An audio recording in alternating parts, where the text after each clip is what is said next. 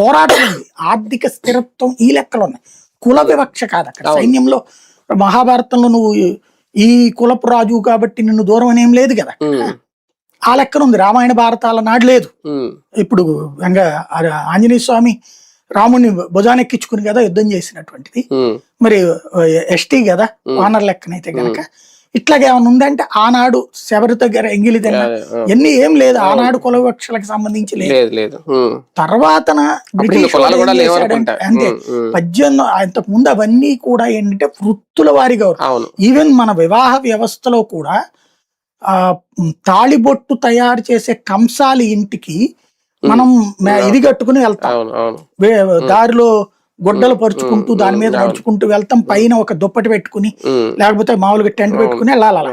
వెళ్ళిన తర్వాత మన ఆడపిల్ల చేత ఆయనకి కాళ్ళకి దండం పెట్టిస్తాం, ఆశీర్వచనం ఇప్పిస్తాం. అలాగే పెద్ద మనిషి అయినప్పుడు మంగళి వచ్చి మనకు ఆశీర్వదిస్తుంది, రజకులు. ఇవన్నీ ఒక సిస్టమ్ నడిచిన కులంలో అన్ని కులాలకి తగిన గౌరవం అనేది మన వ్యవస్థలో నడిచింది.